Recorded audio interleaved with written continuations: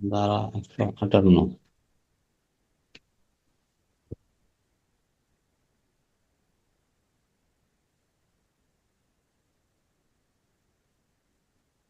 দেখেন,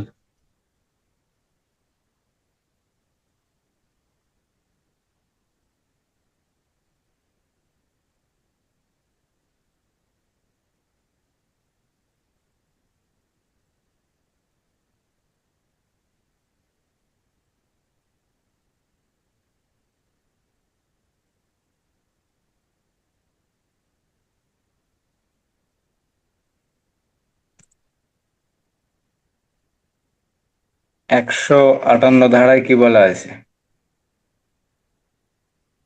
158 স্যার আছে, ফৌজদারি কার্যবিধির 157 ধারায় রিপোর্ট দাখিল করতে হবে।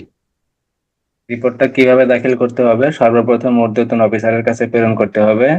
যদি কোনো ভুল ত্রুটি থাকে বা ঊর্ধ্বতন অফিসারের যদি কোনো পরামর্শ থাকে বা কোনো দিক নির্দেশনা যদি থাকে, তাহলে সেই দিক নির্দেশনা এবং পরামর্শ অনুসরণ করে নতুন করে তদন্ত করে তদন্ত রিপোর্ট পরবর্তীতে ম্যাজিস্ট্রেট বরাবর প্রেরণ করতে হবে। আসলে তো এরকমই হয় নাকি? জি থানা স্যার। এলাকায় যখন কোনো অপরাধের তদন্ত হয়, তদন্ত হওয়ার পর প্রথম ওসির কাছে দেখানো হয়। ওসি স্যারের কাছে দেখানোর পরে সেই বিষয়টা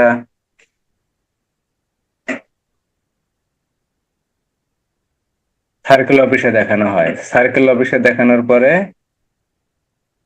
এসপি স্যার থাকেন, অ্যাডিশনাল এসপি স্যারেরা থাকেন, স্যারদেরকেও এই বিষয়গুলা দেখানো হয়। দেখানোর পরে তারা যখন একমত পোষণ করে,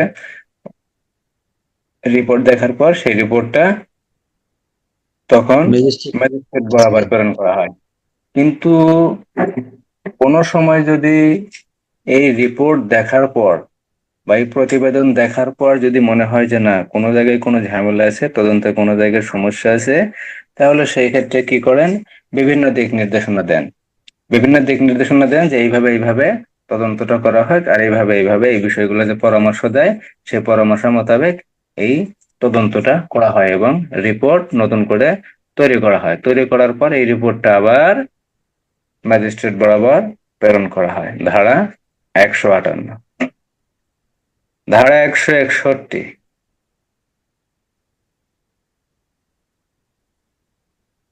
পুলিশ কর্তৃক সাক্ষীদের সাক্ষ্য গ্রহণ।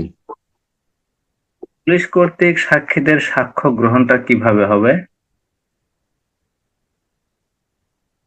পুলিশ কর্তৃক সাক্ষীদের তো হবে স্যার, মামলা তদন্তকালীন পুলিশ অফিসার তদন্তকালে মৌখিকভাবে ঘটনা ও পরিস্থিতি সম্পর্কে জানে এমন ব্যক্তির সাক্ষী গ্রহণ করতে হবে।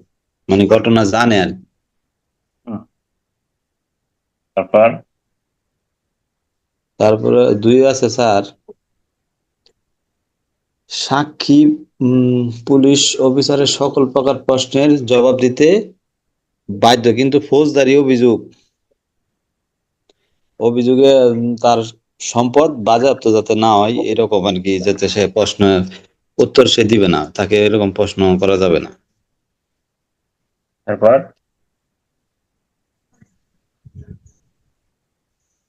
তারপরে তদন্ত প্রতিবেদন কিভাবে লিপিবদ্ধ করে? সাক্ষীর স্বাক্ষর লিপিবদ্ধ করার পদ্ধতি কিরূপ হবে? পৃথক পৃথক ভাবে লিপিবদ্ধ করতে হবে। সাক্ষীর সাক্ষীর বিবৃতি পৃথক পৃথক ভাবে লিপিবদ্ধ করতে হবে, আলাদা আলাদা কাগজের। সাক্ষী যদি একজন হয় তাহলে তো একটাই প্রতিবেদন হবে। দুইজন হলে দুইটা প্রতিবেদন। যদি পাঁচজন হয় তাহলে সাক্ষীর জবানবন্দি পাঁচটা প্রতিবেদন করতে হবে। এক একজনের জন্য এক একটা এক প্রতিবেদন একটা হবে। ঠিক আছে? প্রতিবেদন। আর 163-তে কি বলা আছে? 163 হলো প্রলোভন দেখানো যাবে না সাক্ষীকে, মানে প্রলোভন, কোন ভয়, এগুলা দ্বারা আর কি। অর্থাৎ কোনো ব্যক্তি যদি সাক্ষী দিতে রাজি না হয়, ঠিক আছে, হুম, কোনো ব্যক্তি সাক্ষী দেবে না। এখন তদন্তকারী কর্মকর্তা কি করতেছে? তাকে ভয় দেখাইতেছে যে বেটা তুই সাক্ষী দিবি না, তুই জিনিসটা জানিস, তুই সাক্ষী দিবি। অথবা জানে না এমন ব্যক্তি বলতেছে তুই মিথ্যা সাক্ষী দে, বা ভয় ভীতি দেখাইতেছে সাক্ষী দেওয়ার জন্য। অথবা বললে যে তোকে 5,000 টাকা দেবো, তুই এই বিষয়ে একটু সাক্ষী দে, তুই যে ঘটনাটা জানিস এই বিষয়ে সাক্ষী দে। এই বিষয়ে কোনো ভয়ভীতি বা প্রলোভন বা হুমকি এই জাতীয় কিছু করা যাবে না। আবার দ্বিতীয় যে বিষয়টি বলা আছে, কোনো ব্যক্তি জানে, অপরাধ সম্পর্কে জানে, অপরাধ সম্পর্কে অবগত আছে, বা অপরাধের যে ঘটনা সে ঘটনা সম্পর্কেও অবগত আছে। এখন এরূপ যদি কোনো ব্যক্তি সাক্ষী দিতে রাজি হয় যে আমি সাক্ষী দেব, স্যার আমি বিষয়টি জানি, আমি সাক্ষী দিতে রাজি আছি স্যার। এখন দেখা গেল স্যার কি করতেছে, না এই বিষয়ে তোমার সাক্ষী দেওয়া যাবে না, এই বিষয়ে তোমার সাক্ষী দেওয়া যাবে না, তুমি এই বিষয়ে সাক্ষী দিতে পারবে না। এই বিষয়ে যদি তুমি সাক্ষী দাও তাহলে তোমাকে মারবো, ধরবো, বিভিন্ন ধরনের হুমকি দেখাতে পারে, ভয়ভীতি দেখাইতে পারে, ঠিক আছে? এইভাবে ভয়ভীতি দেখায় কোনো ব্যক্তিকে সাক্ষী দেওয়া থেকে বিরত রাখা যাবে না। অর্থাৎ যে ব্যক্তি সাক্ষী দিতে হাজির হবে ওই ব্যক্তির সাক্ষ্য গ্রহণ করতে হবে। ধারা 163। ধারা 162-তে কি বলা আছে?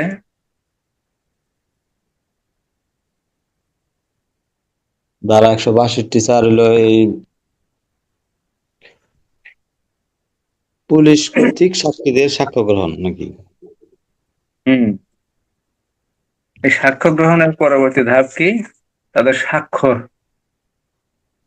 যে বিবৃতি তারা প্রদান করবেন আর যে তদন্তকারী কর্মকর্তা লিপিবদ্ধ করবেন, সেই লিপিবদ্ধকৃত প্রতিবেদনে সাক্ষীদের স্বাক্ষর করতে হবে না। কারণ কি, কি জন্য স্বাক্ষর করতে হবে না? তার তো অবশ্যই কোনো কারণ আছে। কারণটা কি? পুলিশের কাছে যে বিবৃতি দেওয়া হয় সেই বিবৃতি আদালতে ব্যবহার করা হয় না। মানে আদালত এই বিবৃতি গ্রহণই করে না। পুলিশের কাছে যে প্রতিবেদন দেওয়া হয়, যে সাক্ষ্য দেওয়া হয়, সেই সাক্ষ্য আদালত গ্রহণ করে না। কি জন্য গ্রহণ করে না? যে ভয়ভীতি দেখায় নিতে পারে, জোরপূর্বক নিতে পারে, বা কোনো ব্যক্তি জানেই না, তাকে লোভ দেখায় নিল, তাকে অর্থ পয়সা টাকা পয়সা দিয়ে নিল, ঠিক আছে? আদালত এরূপ কিছু মনে করতে পারেন। সেক্ষেত্রে আদালত করে কি, পুলিশের নিকট দেওয়া যে বিবৃতি সেই বিবৃতি আদালত সাক্ষ্য হিসেবে গণ্য করে না। সেই জন্য এই প্রতিবেদনে সাক্ষ্য দেওয়ার প্রয়োজন নাই। কিন্তু যে ব্যক্তি সাক্ষ্য প্রথমে পুলিশ অফিসারের নিকট দেয়, পুলিশ অফিসারের নিকট সাক্ষ্য দেওয়ার পর সে যদি আদালতে হাজির হয়, আদালতে হাজির হওয়ার পর যদি ভিন্নরূপ কোনো সাক্ষ্য দেয়, প্রথমে বললো যে পুলিশ অফিসারের কাছে রহিম করিমকে মারছে বা মার্ডার করছে বা খুন করছে।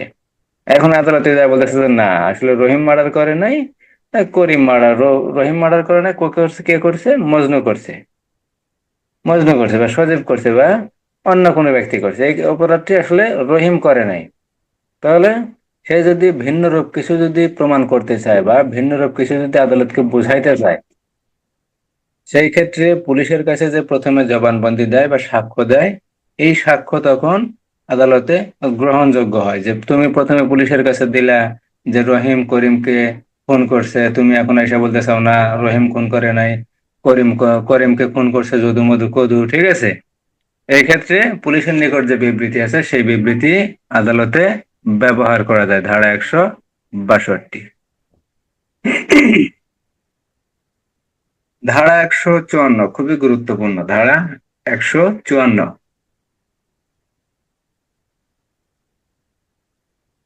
ধারা 154 তো স্যার এজাহার।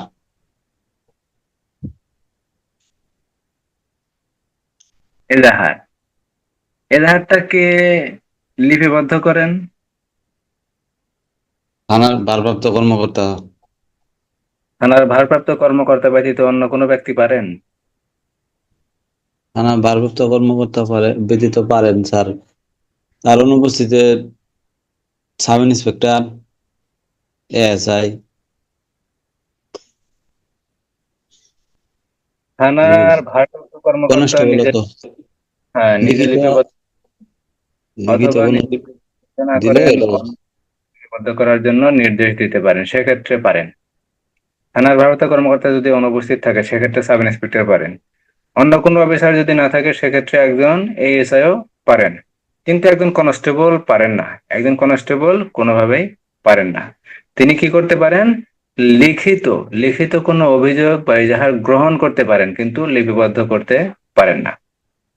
এজাহার কয়ভাবে নেওয়া যায়? এজাহার তো স্যার দুই ভাবেই নেওয়া যায়, লিখিত ভাবে আর মৌখিক ভাবে। এজাহারে কার স্বাক্ষর থাকতে হবে? এজাহারে বাদী বাদীর স্বাক্ষর থাকতে হবে।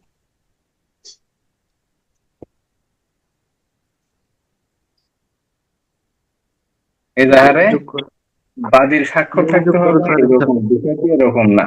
এজাহারে স্যার ওই অফিসারের সাক্ষী থাকতে হবে, সে নিজে এজাহার লিখবেন এবং সে অফিসারের তো স্বাক্ষর। স্বাক্ষর থাকবেই, যে অফিসার লিপিবদ্ধ করবেন, লিপিবদ্ধ করার শেষে দেখা যায় যে যে আপনারা আসলে দেখছেন কিনা যে থানার ভারপ্রাপ্ত কর্মকর্তার স্বাক্ষর থাকে, ঠিক আছে? থানার ভারপ্রাপ্ত কর্মকর্তার স্বাক্ষর থাকে, অথবা মামলার যে ব্যক্তি মামলা সম্পর্কে সংবাদ নিয়ে আসে, অভিযোগ নিয়ে আসে, সেই ব্যক্তিরও স্বাক্ষর থাকতে হবে এজাহারে। এজাহারে যে ব্যক্তি আমলযোগ্য অপরাধের সংবাদ নিয়ে আসে সেই ব্যক্তির স্বাক্ষর থাকতে হবে বাধ্যতামূলক। তাছাড়া এজাহার ত্রুটিপূর্ণ হবে, এজাহার ত্রুটিপূর্ণ হবে, ঠিক আছে? যদি টেলিফোনের মাধ্যমে অথবা মোবাইলের মাধ্যমে অথবা বেতার বার্তায় বা ফ্যাক্সের মাধ্যমে বা অন্য ওই সরাসরি না অন্য কোনো ভাবে যদি আসে, বা এসএমএস এর মাধ্যমে, মোবাইলের এসএমএস এর মাধ্যমে বা হোয়াটসঅ্যাপের কোনো এসএমএস এর মাধ্যমে যদি আমলযোগ্য অপরাধের সংবাদ থানায় আসে বা থানায় যদি প্রাপ্ত হয়, সেক্ষেত্রে করণীয় কি?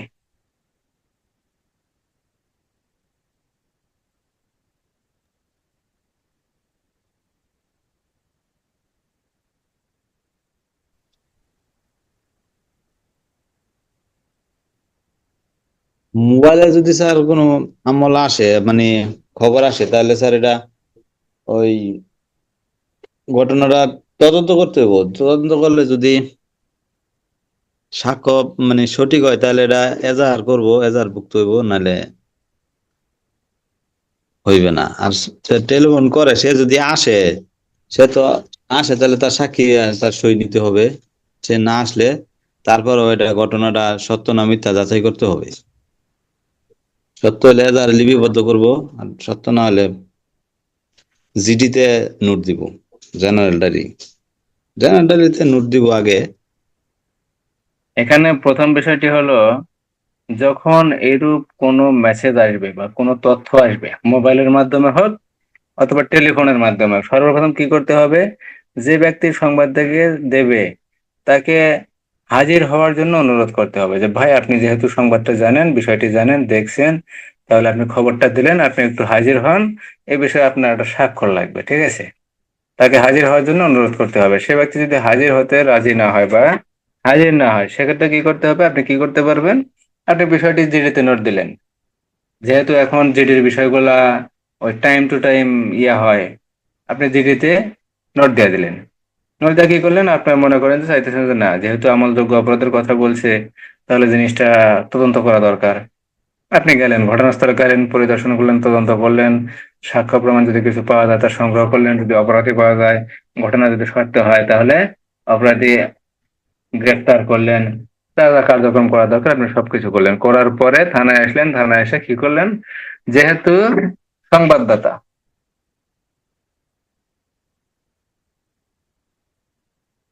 যেহেতু সংবাদদাতা আসে নাই বা হাজির হয় নাই, সেহেতু আপনি কি করলেন? নিজে বাদী হয়ে একটা মামলা রুজু করে দিলেন।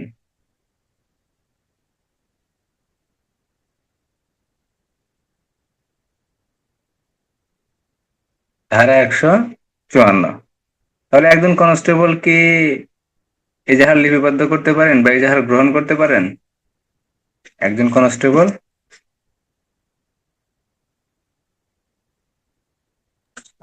এজাহার গ্রহণ করতে পারেন, কিন্তু লিপিবদ্ধ করতে পারেন না।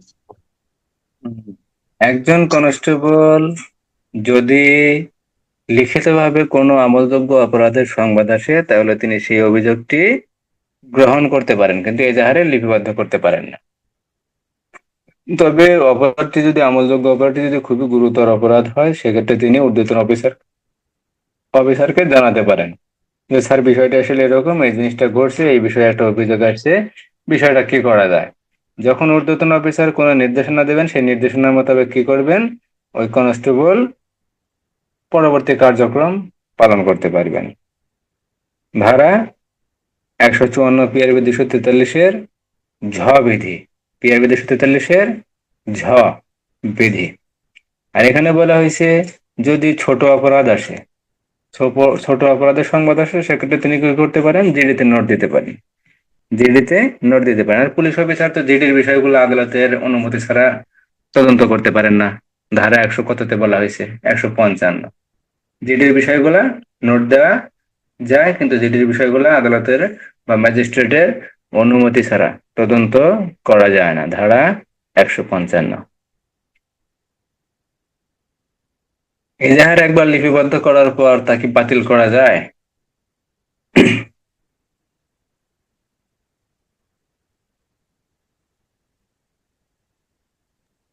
এজাহার লিপিবদ্ধ করার পরে স্যার বাতিল করা যায় না। কত ধারা?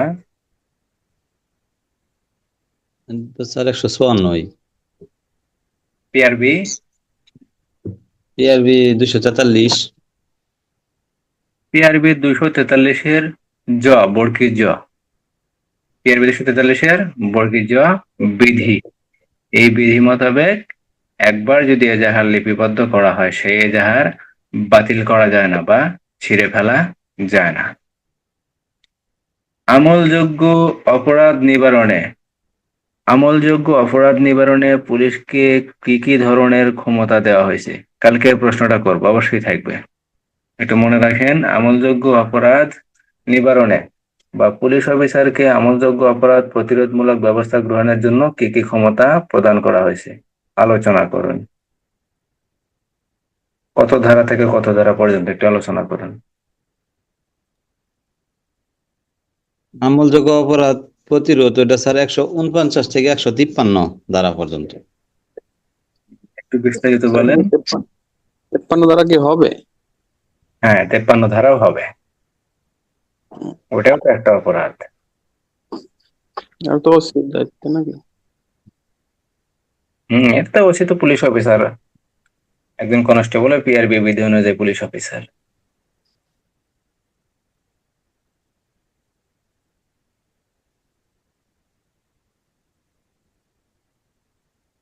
প্রত্যেক পুলিশ অফিসার স্যার আমলযোগ্য অপরাধ যদি হতে দেখে তাহলে প্রতিরোধ করার জন্য হস্তক্ষেপ করবে এবং সাধ্যমতো চেষ্টা করবে। তাহলে স্যার 149 পুলিশ আমলযোগ্য অপরাধ প্রতিরোধ করবে। আর 150-এ লেখছে পুলিশ অনুরূপ অপরাধের ষড়যন্ত্র সম্পর্কে সংবাদ দিবে, তার ঊর্ধ্বতন কর্তৃপক্ষকে সে জানাবে যে অমুক জায়গায় কোন আমলযোগ্য অপরাধ করার জন্য ষড়যন্ত্র চলতেছে, তখন ঊর্ধ্বতন কর্তৃপক্ষ এটার ব্যবস্থা নেবে। আর 151 লেখছে অনুরূপ আমলযোগ্য অপরাধ প্রতিরোধের জন্য গ্রেপ্তার। যদি আমলযোগ্য প্রতিরোধ করার জন্য যদি অন্য বা কোনো ব্যবস্থা না হয়, তাহলে তাদেরকে গ্রেপ্তার করতে হবে যারা আমলযোগ্য অপরাধের সাথে জড়িত। আর 52 লেখছে স্যার সরকারি সম্পত্তি ক্ষতি সাধন হচ্ছে প্রতিরোধ। সরকারি সম্পত্তি স্যার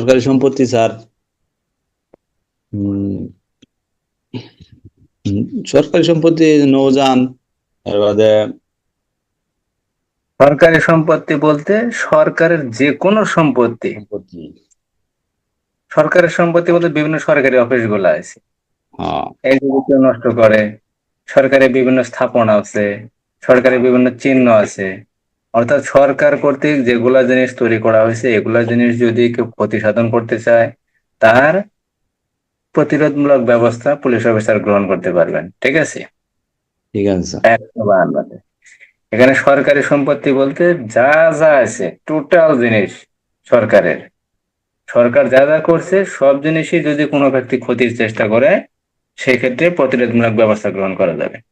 এবং সরকারি সম্পত্তি বলতে বিভিন্ন ধরনের সম্পত্তি, সরকারি স্থাপনা, স্কুল, কলেজ, মাঠ, এগুলো যদি কেউ ক্ষতি সাধন করে, অথবা সরকারি অন্যান্য স্থাপনা আছে, অন্যান্য নির্মাণ যেগুলো আছে, কেউ যদি ক্ষতি সাধন করতে চায়, এই যেমন মেট্রো রেল ছিল, সরকারি ট্রেন ছিল, ঠিক আছে, বিভিন্ন সরকারি অফিস আদালত আছে, এগুলা যদি কেউ ক্ষতি সাধন করতে চায়, এগুলা ক্ষতি সাধন প্রতিরোধ করার জন্য 152 ধারা মোতাবেক ব্যবস্থা গ্রহণ করা যায়। আর নির্দিষ্ট করে বলা আছে দুইটা বিষয়, সেটা হলো নৌ চলাচলের জন্য, নৌযান নৌযান চলাচলের জন্য বিভিন্ন চিহ্ন, বয়া এইগুলা যে থাকে, এই সংক্রান্ত কোনো সম্পত্তি যদি ক্ষতি সাধন করার চেষ্টা করে, সেক্ষেত্রে সরকারি কর্মচারী, পুলিশ অফিসার এই প্রতিরোধমূলক ব্যবস্থা গ্রহণ করতে পারেন। ধারা 152। আর ধারা 153তে কি বলা আছে?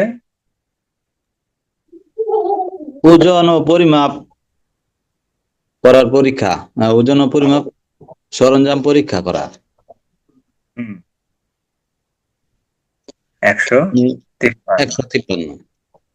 তাহলে অবশ্যই এই প্রশ্নটা থাকবে আমলযোগ্য অপরাধ নিবারণে বা আমলযোগ্য অপরাধের প্রতিরোধমূলক ব্যবস্থার ক্ষেত্রে পুলিশ অফিসারকে কি কি ধরনের বা কোন কোন ধরনের ক্ষমতা দেওয়া হয়েছে, ধারা 149 থেকে ধারা 153।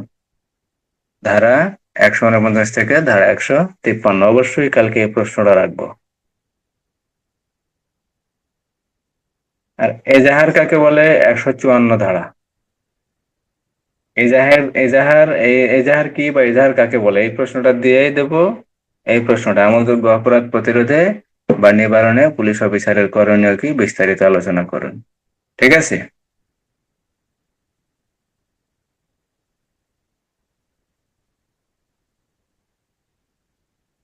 ধারা 75, গ্রেপ্তারি পরোয়ানা। গ্রেপ্তারি পরোয়ানা।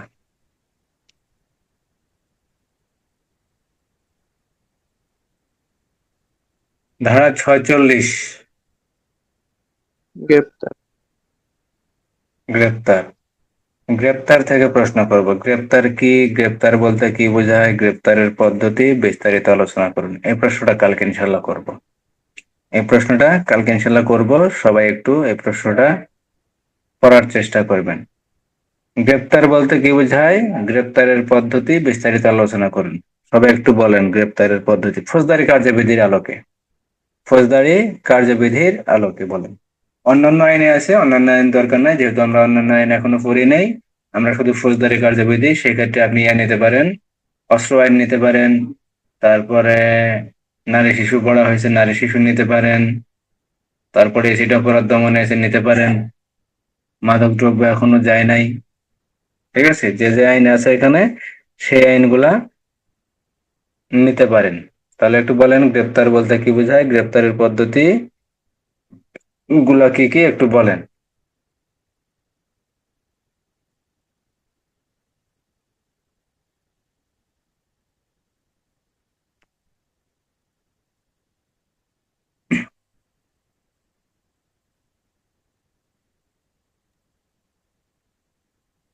গ্রেফতার স্যার কোনো ব্যক্তিকে তাকে সাময়িকভাবে তার স্বাধীনতা হরণ করে পুলিশ হেফাজতে বা নিজ হেফাজতে নেওয়াকেই গ্রেপ্তার বলে। পদ্ধতি গ্রেপ্তারের পদ্ধতি হলো 3 প্রকার। গ্রেপ্তার তাকে কথা বা কার্য দ্বারা গ্রেপ্তার না করা গেলে তাকে দেহ স্পর্শ করে গ্রেপ্তার করতে হবে। 2 হলো গ্রেপ্তার করার সময় যতটুক বল প্রয়োগ করা প্রয়োজন ঠিক ততটুক বল প্রয়োগ করতে হবে। কৌশল, কৌশল দুই হলো আর তৃতীয় কৌশল। হলো কৌশল। আর তৃতীয় হলো গ্রেপ্তারকৃত ব্যক্তি যদি মৃত্যুদণ্ড ব্যক্তি না হয় তাহলে তাকে মৃত্যু ঘটানো যাবে না, আর না হলে যাবে। এটা হলো গ্রেপ্তার গ্রেপ্তারের 46। নিয়মগুলো একটু বলেন। নিয়ম 47 বলছে যে বাড়ির মালিকের অনুমতি নিতে হবে, যেখানে পলায়ন করছে তার মালিকের অনুমতি নিতে হবে। 48 বলছে যে অনুমতি না দিলে দরজা জানলা ভেঙে প্রবেশ করতে হবে। 49 বলছে যে দরজা জানলা যদি আটকে পড়ে, মানে ভিতরে আটকে পড়ে, 49 বের হয়ে যেতে পারবে। 50 বলছে অতিরিক্ত বল প্রয়োগ করা যাবে না। 51 বলছে পুরুষের দেহ তল্লাশি। 52 বলছে মহিলাদের দেহ তল্লাশি। 53 বলছে অস্ত্র শস্ত্র পাওয়া গেলে তারা জব্দ করতে হবে। তারপর বিনা পরোয়ানায় গ্রেপ্তার। আর না, তারপরে আরো একটা গ্রেপ্তারের ধারা আছে, যেটা সব ক্ষেত্রেই মোটামুটি কম বেশি দেয়া যায়, ধারা 66, ধারা 67। গ্রেপ্তারকৃত ব্যক্তি যদি পুলিশ হেফাজত থেকে পলায়ন করে, তাহলে ওই ব্যক্তিকে পুনরায় গ্রেপ্তার করা যাবে ধারা 66 আর ধারা 67। ঠিক আছে, এটা মোটামুটি সব ক্ষেত্রে দেওয়া যায়। বিনা পরোয়ানায় গ্রেপ্তার বলতে কি বোঝায়?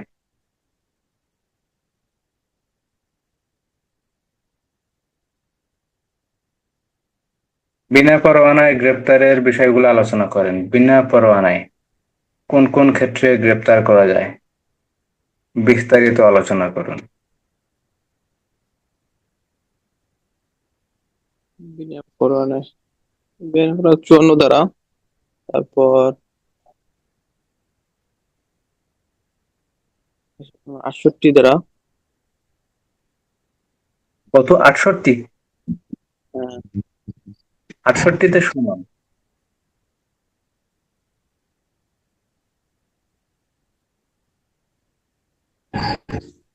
স্যার 54 থেকে 67 পর্যন্ত। হুম, 54 থেকে 67 এর 67। কিছু কিছু ধারা আছে, 55, 55, 56, 57, 58, 59। 60 দরকার নাই, 61 দরকার নাই, 62 দরকার নাই, 63 দরকার নাই, 64, 65 দিতে পারেন। 66 ধারা 67, 66 ধারা 67, বিনা পরোয়ানায় গ্রেপ্তার। সেই সাথে দিতে পারেন অস্ত্র আইনের 12 ধারা। অস্ত্র আইনের 12 ধারা। আমি যেগুলা বলি এগুলো একটু মনে রাখার চেষ্টা করবেন। এখন নিয়মিত এই রিভাইজ করার সাথে সাথে আমরা একটু প্রশ্নও আলোচনা করব। দৈনিক 2টা 3টা করে প্রশ্ন আলোচনা করব। প্রয়োজন পড়লে 3টা দরকার নেই, একটা করব। দৈনিক একটা, তাও একটা প্রশ্ন আলোচনা করব, তারপরে ইনশাল্লাহ নতুন পড়ায় যাওয়ার চেষ্টা করব। আমার কথা বুঝতে পারছেন? আমি বারবার বলি ভাই, বারবার বলতেছি, আপনাদেরকে এমসিকিউ পড়াশোনা নিয়ে কোনো চিন্তা করা লাগবে না। এমসিকিউ ইনশাল্লাহ 100-এ 100 ইনশাল্লাহ পাশ করবেন। এমসিকিউ 100 ভাগ ইনশাল্লাহ পাশ করবেন, কোনো সমস্যা নাই। লিখিত পরীক্ষা আমাদের ঝামেলা। লিখিত পরীক্ষার জন্য যতটুকু যা করা দরকার আমরা ইনশাল্লাহ সেটাই করার চেষ্টা করব। প্রয়োজন পড়লে প্রত্যেকদিন নতুন পড়া শুরুর পূর্বে একটা, যদি 2টা 3টা না পারি, একটা, সর্বনিম্ন একটা প্রশ্ন আলোচনা করার চেষ্টা করব। ঠিক আছে? তাহলে বিনা পরোয়ানায় গ্রেপ্তার কখন কখন করা যায়, বা পুলিশ অফিসার কর্তৃক গ্রেপ্তারের ক্ষমতা আলোচনা করুন। তখন ফৌজদারি কার্যবিধি ক্ষমতা, কোন কোন ক্ষেত্রে ক্ষমতা দেওয়া আছে, ক্ষমতা কি, আমার কি ক্ষমতা আছে, আমি একজন মানুষকে বিনা পরোয়ানায় গ্রেপ্তার করতে পারি। কোন কোন ক্ষেত্রে পারি? ফৌজদারি কার্যবিধি আইনের ধারা 54-1। আর যখন অবশ্যই লিখবেন, লেখার ক্ষেত্রে অবশ্যই দেবেন ফৌজদারি কার্যবিধি আইনের ধারা 54-1, ধারা 54-1, ধারা 55-1, ধারা 56-1। তাহলে ধারা 54-1, 55-1, 56-1। তারপরে ভিতরে কোটেশন দেওয়া আছে প্রথমত থেকে নবম পর্যন্ত। 55-1-এ দেওয়া আছে ক খ গ, 56-তে তেমন কিছু দেওয়া নাই। ঠিক আছে? 56-1। অবশ্যই এগুলা ফলো করার চেষ্টা করবেন, ছোট ছোট জিনিস ফলো করবেন, এগুলা জিনিস ভালোভাবে মনে রাখবেন। যদি আবার দেখলেন যে না মনে নাই, 56-1 হবে না 2 হবে, মনে নাই, ঠিক আছে, দেওয়ার দরকার নাই 56, ডাইরেক্ট 56, তখন 56-1 দেওয়ার দরকার নাই, বা 56-2 দেওয়ার কোনো প্রয়োজন নাই। গ্রেপ্তারি পরোয়ানা বলতে কি বোঝায়? গ্রেপ্তারি পরোয়ানা, গ্রেপ্তারি পরোয়ানা মূলে গ্রেপ্তারের পদ্ধতি আলোচনা করুন, বা পরোয়ানা মূলে কে কে গ্রেপ্তার করতে পারেন বিস্তারিত আলোচনা করুন বা বর্ণনা করুন।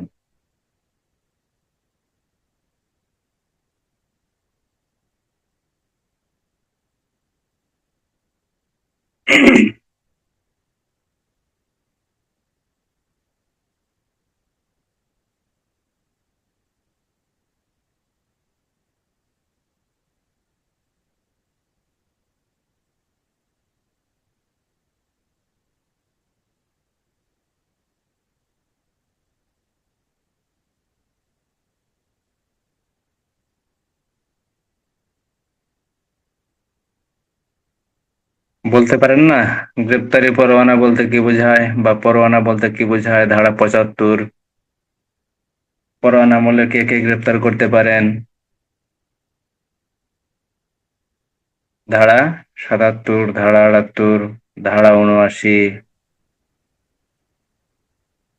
ধারা ৮০, ধারা ৮২, ধারা ৮৩, ধারা ৮৪, পরোয়ানা আমলে গ্রেপ্তার।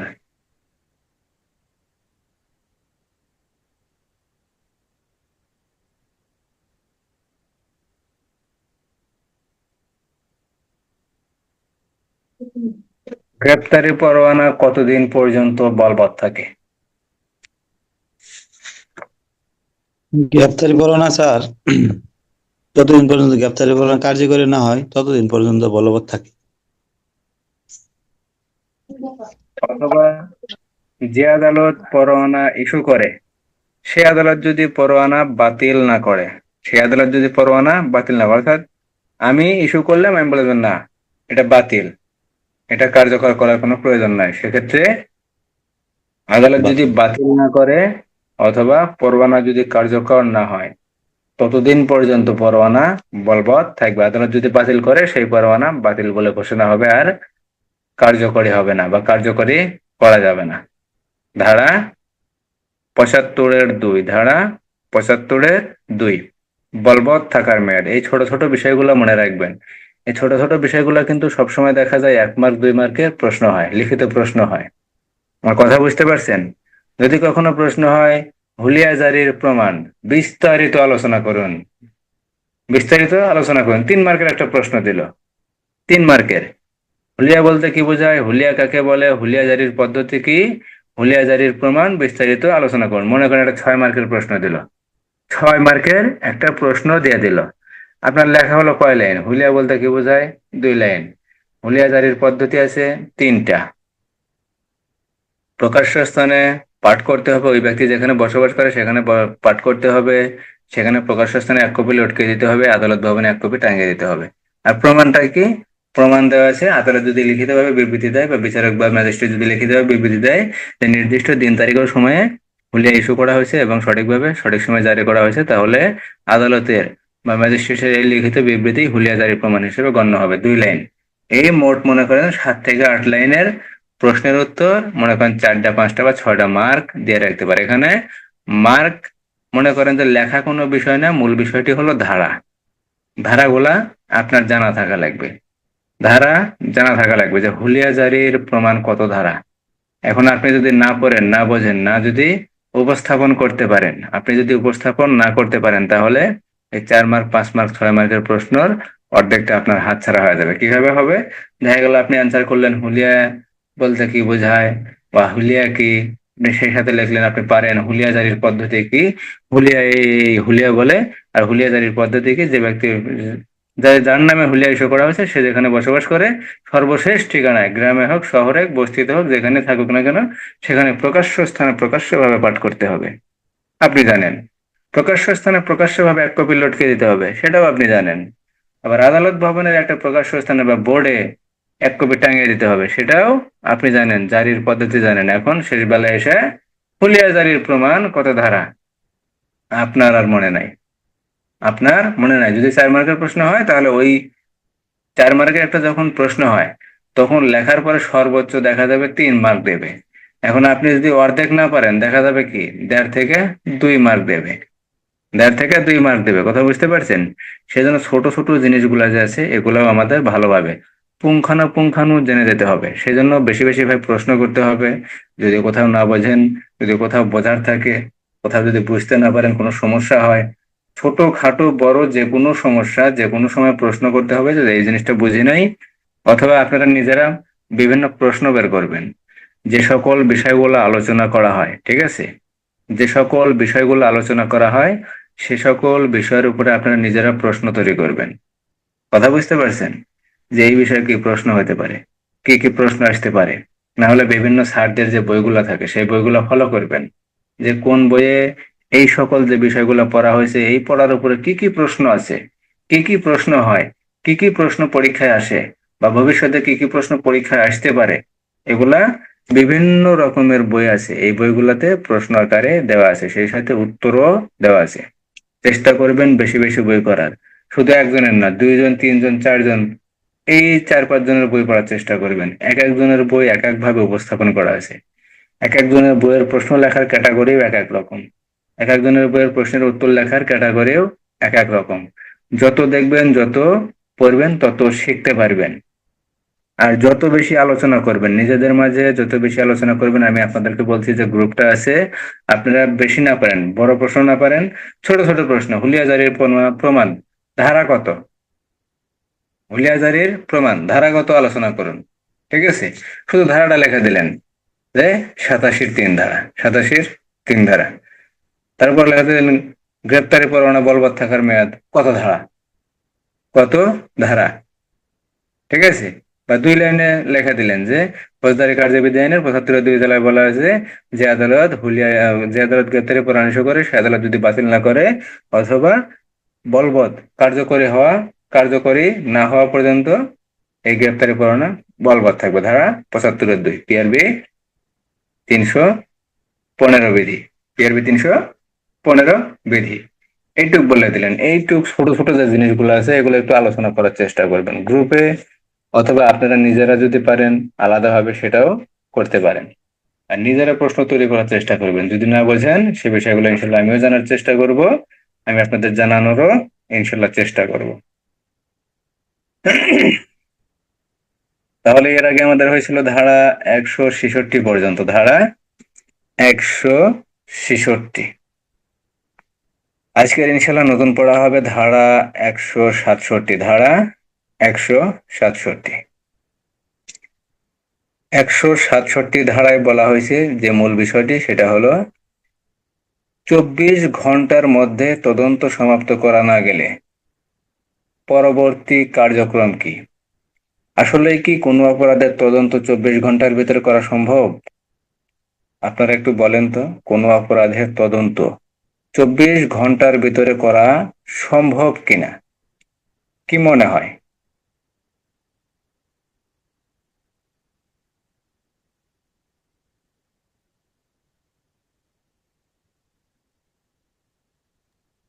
24 ঘন্টার মধ্যে তো সম্ভব না স্যার, এটা কিভাবে সম্ভব? 24 ঘন্টার ভিতরে আমার নিজেরও মনে হয়, যদিও আমি থানা ফাঁড়িতে চাকরি করি নাই, সেই অভিজ্ঞতা আমার নাই। ঠিক আছে, আর অপরাধের তদন্ত সাধারণত সাব ইন্সপেক্টর করে, সাব ইন্সপেক্টর স্যারেরা করেন, যেহেতু সেহেতু আমার মনে হয় যে 24 ঘন্টার ভিতরে তদন্ত করা আসলেই কষ্টসাধ্য। সম্ভব কিনা আমি বলতে পারবো না, তবে আমার মনে হয় যে না, অসম্ভব। তাহলে যদি অসম্ভব হয় বা তদন্ত করা যদি সম্ভব না হয়, তাহলে পরবর্তী কার্যক্রম কি? একজন আসামি গ্রেপ্তার করা হয়েছে অপরাধের জন্য, গ্রেপ্তার করার পর তাকে তো 24 ঘন্টার বেশি রাখা যাবে না, তাকে কি করতে হবে? বিচারের স্বার্থে আদালতে প্রেরণ করতে হবে। এখন আদালতে প্রেরণ করার পর তদন্ত প্রতিবেদন দিতে হবে না? আপনি যে বিষয়ের জন্য, যে অপরাধের জন্য অপরাধীকে গ্রেপ্তার করছেন, আসামি গ্রেপ্তার করছেন, কোনো ব্যক্তিকে গ্রেপ্তার করছেন, গ্রেপ্তার করার পর আদালতে হস্তান্তর করছেন বিচারের স্বার্থে, ন্যায় বিচারের স্বার্থে, বিচার ন্যায় হবে। তখন বিচার ন্যায় করতে গেলে তো আপনাকে তদন্তটা সুন্দরভাবে ন্যায়সঙ্গত করতে হবে। তদন্ত ন্যায়সঙ্গত করতে হবে, আপনার তদন্তের উপর ভিত্তি করেই বিচার কার্যক্রম সম্পন্ন হবে। আপনার তদন্ত প্রতিবেদনের উপরেই ভিত্তি করে বিচার কার্যক্রম সম্পূর্ণ হবে। আপনি তদন্ত প্রতিবেদন দিবেন, আপনি সাক্ষ্য দেবেন, সাক্ষ্য সংগ্রহ করবেন, অপরাধীদের গ্রেপ্তার করবেন, বিভিন্ন যে কার্যক্রম থাকবে তদন্তের ক্ষেত্রে আপনি সকল কিছুই সম্পন্ন করবেন। এই সকল কার্যক্রম কি 24 ঘন্টার ভেতরে সম্ভব? আমার মনে হয় সম্ভব না। আইনে কি বলা আছে আমি সেটাও বলতে পারবো না। তবে এখানে 167 ধারায় বলা আছে, যদি 24 ঘন্টার মধ্যে তদন্ত সমাপ্ত করা না যায়, তারপর করণীয় কি বা পরবর্তী কার্যক্রম কি বা কার্য পদ্ধতি কি। ধারা 167-1, যখন কোনো ব্যক্তিকে গ্রেপ্তার করে আটক রাখা হয় এবং ধারা 61 মোতাবেক 24 ঘন্টার মধ্যে তদন্ত সমাপ্ত করা না গেলে বা সম্ভব না হলে অপরাধের অভিযোগ ও সংবাদ দৃঢ়ভিত্তিক যদি হয়, অর্থাৎ অপরাধটি যদি বিশ্বাস করার মতো হয়, অপরাধ যদি বিশ্বাস করার মতো হয় বা অপরাধের যে অভিযোগ আছে সেই অভিযোগটা যদি সত্যতা বলে মনে হয় বা সত্য হতে পারে, এরূপ যদি মনে হয়, তাহলে থানার ভারপ্রাপ্ত কর্মকর্তা বা মামলা তদন্তকারী কর্মকর্তা আসামিকে তথ্যের নকল সহ দ্রুত জুডিশিয়াল ম্যাজিস্ট্রেটের নিকট প্রেরণ করবে।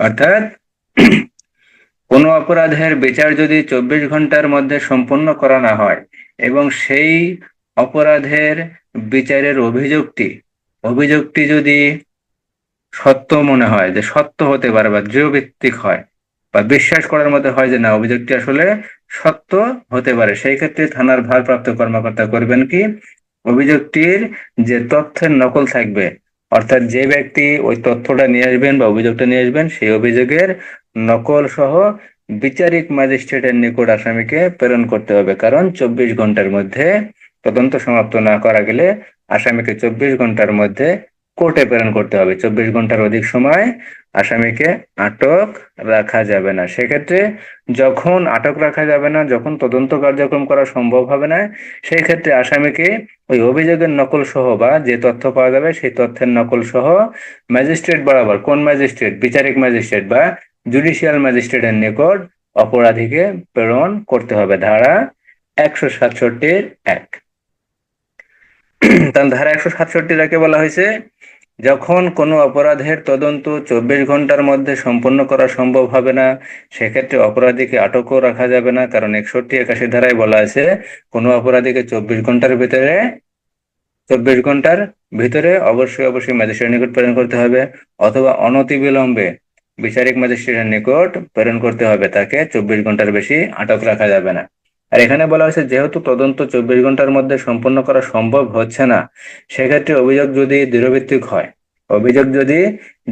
হয় বা সংবাদটি যদি দৃঢ়ভিত্তিক হয়, সেক্ষেত্রে ওই তথ্যের নকল, অভিযোগের নকল সহ অপরাধীকে জুডিশিয়াল ম্যাজিস্ট্রেট বা বিচারিক ম্যাজিস্ট্রেটের নিকট প্রেরণ করতে হবে। ধারা 167(1) দিয়ে বলা হয়েছে, আসামিকে যে ম্যাজিস্ট্রেটের নিকট প্রেরণ করা হয়েছে তার মামলার বিচার করার ক্ষমতা থাকুক বা না থাকুক, অর্থাৎ ভাই পারুক আর না পারুক, ভাইয়ের নাম ফারুক, যদি আসামিকে যে ম্যাজিস্ট্রেটের নিকট প্রেরণ করা হয় সেই ম্যাজিস্ট্রেট যদি বিচার করার ক্ষমতা না থাকে অথবা ক্ষমতা আছে, সেক্ষেত্রে তিনি কি করবেন, তিনি সময়ে সময়ে তার বিবেচনা মতো হেফাজতে রাখার নির্দেশ দিতে পারেন। অর্থাৎ এখানে হেফাজতে রাখার নির্দেশ দেওয়া মানে কি, রিমান্ডের আদেশ দিতে পারেন। কিভাবে দিতে পারেন? সময়ে সময়ে, যে প্রথম 1 দিন দিল, পরে 2 দিন দিল, পরে 3 দিন দিল, ঠিক আছে। যদি রিমান্ডে রাখার পর বা হেফাজতে রাখার পর যদি তথ্য না পাওয়া যায়, পুলিশ অফিসার কি করেন, একজন অপরাধীকে বিচারের জন্য কোর্টে প্রেরণ করা হয়েছে, মামলার তদন্ত করা সম্ভব হইতেছে না, সঠিক তথ্য পাওয়া যাইতেছে না, যে অপরাধের যে তথ্যগুলো আছে সেগুলো উদ্ঘাটন করা সম্ভব হচ্ছে না, কিভাবে করতে হবে, অপরাধীকে হেফাজতে নিতে হবে, রিমান্ডে নিতে হবে, নিয়ে তাকে জিজ্ঞাসাবাদ, রিমান্ড অর্থ কিন্তু জিজ্ঞাসাবাদ করা, মারধর করা না, রিমান্ড অর্থ জিজ্ঞাসাবাদ করা। অপরাধীকে হেফাজতে নিতে হবে, তাকে বিভিন্ন বিষয়ে জিজ্ঞাসাবাদ করতে হবে, অপরাধের সাথে কে ছিল, কে কে সংশ্লিষ্ট ছিল, কোথায় অপরাধটা সংগঠন হয়েছে, কার মাধ্যমে সংগঠন হয়েছে, কি কি যন্ত্র দ্বারা সংগঠন করা হয়েছে, কেন সংগঠন করা হয়েছে, কি কারণে করা হয়েছে, ওই লোকের সাথে ওই লোকের সম্পর্কে কি, এইসব বিষয়ে বিভিন্ন রঙের প্রশ্ন করতে পারেন এবং বিভিন্ন তথ্য ওই জিজ্ঞাসাবাদে সংগ্রহ করতে পারেন। ধারা 167(2)। তবে ম্যাজিস্ট্রেট যদি এরূপ সময়ে সময়ে হেফাজতে রাখার নির্দেশ দেয়, তবে এরূপ আটকের মেয়াদ সর্বমোট 15 দিনের অধিক হবে না। অর্থাৎ যে ম্যাজিস্ট্রেট তিনি হেফাজতে রাখার নির্দেশ দিতে পারুক অথবা না পারুক, তার ক্ষমতা থাকুক বা না থাকুক, তিনি অবশ্যই সময়ে সময়ে, অর্থাৎ ক্ষমতা থাকলেও তিনি দিতে পারবেন, ক্ষমতা যদি না থাকে হেফাজতে রাখার, যদি বা ক্ষমতা এই হেফাজতের আদেশ দেওয়ার মতো ক্ষমতা নাই, সেক্ষেত্রেও তিনি হেফাজতে রাখার আদেশ দিতে পারবেন। এরূপ যদি কোনো ম্যাজিস্ট্রেট আদেশ দেন, সেক্ষেত্রে তিনি কি করবেন, সর্বমোট, অর্থাৎ প্রথমে 1 দিন, পরে 5 দিন, পরে 7 দিন, হলো কয়দিন, 13 দিন, পরবর্তীতে 2 দিন, 15 দিন, এই 15 দিনের বেশি হেফাজতে রাখার নির্দেশ তিনি দিতে পারবেন না। আরো আটক রাখার যদি প্রয়োজন হয়, সেক্ষেত্রে ক্ষমতা সম্পন্ন ম্যাজিস্ট্রেটের নিকট প্রেরণ করতে হবে। অর্থাৎ 15 দিন হেফাজতে রাখার পরেও যদি আরো আটক রাখার প্রয়োজন মনে করেন পুলিশ অফিসার বা ম্যাজিস্ট্রেট, সেক্ষেত্রে কি করতে হবে, ওই অপরাধী ব্যক্তিকে ক্ষমতা সম্পন্ন এই হেফাজতে রাখার যে আদেশটা দিতে পারবেন যে অফিসার দিতে পারবেন সে কি করবেন, তার কাছে, ওই ম্যাজিস্ট্রেটের কাছে এই অপরাধীকে প্রেরণ করতে হবে এবং তাকে হেফাজতের জন্য আদেশ তার কাছ থেকেই নিতে হবে। ধারা 167(2). ধারা 167 বলা হয়েছে, অপরাধের বিষয়টি যদি 24 ঘন্টার মধ্যে তদন্ত করা সম্ভব না হয়, সেক্ষেত্রে কি করতে হবে, অপরাধীকে যেহেতু 24 ঘন্টার ভিতরে আদালতে প্রেরণ করতে হবে, সেক্ষেত্রে অপরাধের অভিযোগটি যদি দৃঢ়ভিত্তিক হয় বা সত্য বলে মনে হয় বা বিশ্বাস করার মতো যদি মনে হয়, তাহলে কি করতে হবে, অপরাধের তথ্য সহ বা নকল সহ বা অভিযোগের নকল সহ বা তথ্য সহ অপরাধীকে বিচারিক ম্যাজিস্ট্রেটের নিকট প্রেরণ করতে হবে। ধারা 167(1). ধারা 167 যাকে বলা হয়েছে, অপরাধীকে ম্যাজিস্ট্রেটের নিকট প্রেরণ করতে হবে। এখন ম্যাজিস্ট্রেটের কাছে অপরাধীকে প্রেরণ করা হলো, এখন ম্যাজিস্ট্রেটের কাজটা কি হবে, এখন ম্যাজিস্ট্রেটের কাজ কি, ম্যাজিস্ট্রেটের কাজ হবে, ম্যাজিস্ট্রেট যদি মনে করেন, ম্যাজিস্ট্রেটের ক্ষমতা থাকুক বা না থাকুক, ঠিক আছে, মনে করেন ম্যাজিস্ট্রেটের ক্ষমতা নাই, সেক্ষেত্রেও তিনি হেফাজতে রাখার আদেশ দিতে পারবেন।